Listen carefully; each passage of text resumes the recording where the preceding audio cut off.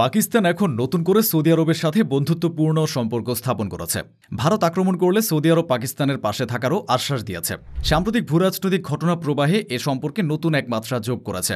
পাকিস্তানের প্রতিরক্ষা মন্ত্রী খাজা আসিফ স্পষ্ট করে জানিয়েছেন, পাকিস্তান এবং সৌদি আরবের মধ্যে নতুন প্রতিরক্ষা চুক্তিটি কোনো আক্রমণাত্মক চুক্তি নয়, বরং একটি প্রতিরক্ষামূলক ব্যবস্থা।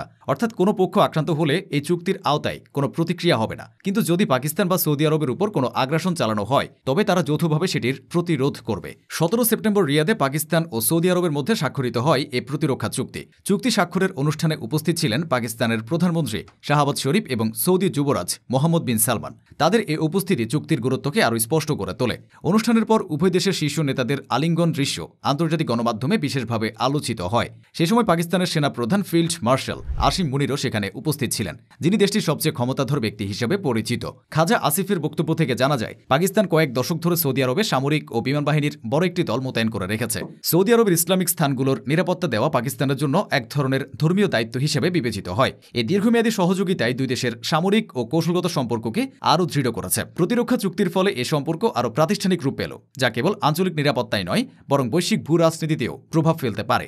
আন্তর্জাতিক বিশ্লেষকরা মনে করছেন, মধ্যপ্রাচ্যে সৌদি আরবের ভূ রাজনৈতিক অবস্থানকে শক্তিশালী করতে এবং ভারতের ক্রমবর্ধমান সামরিক শক্তির বিপরীতে ভারসাম্য রক্ষার জন্য সম্ভবত এই পদক্ষেপ নেওয়া হয়েছে। মার্কিন যুক্তরাষ্ট্রের উপর দীর্ঘদিনের নির্ভরশীলতা নিয়ে উপসাগরীয় আরব দেশগুলোর মধ্যে যে অনিশ্চয়তা তৈরি হয়েছে, সেটিও এই চুক্তির পেছনের একটি গুরুত্বপূর্ণ কারণ। সম্প্রতি কাতারের উপর ইসরায়েলের হামলার মতো ঘটনায় আরব দেশগুলোর নিরাপত্তা নিয়ে উদ্বেগ বাড়িয়ে দিয়েছে। ফলে সৌদি আরব ও পাকিস্তানের মধ্যে প্রতিরক্ষা চুক্তিটি অনেকের কাছে কৌশলগত পরিবর্তনের ইঙ্গিত হিসেবে ধরা হচ্ছে।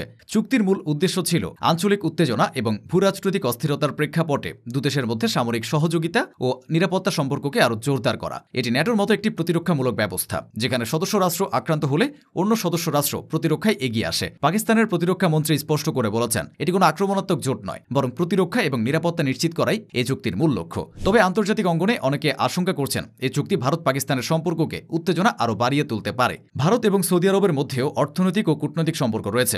এমন পরিস্থিতিতে সৌদি আরবের পাকিস্তানের পাশে দাঁড়ানো দক্ষিণ এশিয়ার নিরাপত্তা সমীকরণকে বদলে দিতে পারে। ফলে এটি শুধু একটি সামরিক চুক্তি নয়, বরং দক্ষিণ এশিয়া ও মধ্যপ্রাচ্যের ভূ রাজনীতিতে নতুন এক সমীকরণের সূচনা। সবশেষে বলা যায়, পাকিস্তান ও সৌদি আরবের সাম্প্রতিক প্রতিরক্ষা চুক্তি কেবল দুই দেশের মধ্যে সম্পর্ক মজবুত করছে না, বরং দক্ষিণ এশিয়া এবং মধ্যপ্রাচ্যের কৌশলগত বাস্তবতার একটি বড় পরিবর্তনের ইঙ্গিত দিচ্ছে। ভারত যদি কখনো পাকিস্তানের বিরুদ্ধে আক্রমণ চালায়, তাহলে সৌদি আরবের পাকিস্তানের পাশে দাঁড়ানোর বার্তাটি স্পষ্ট। একইভাবে সৌদি আরব আক্রান্ত হলে পাকিস্তানও প্রতিরক্ষায় এগিয়ে আসবে। এই সমীকরণ দক্ষিণ এশিয়া ও মধ্যপ্রাচ্যের শক্তির ভারসাম্যকে নতুনভাবে সংজ্ঞায়িত করতে পারে।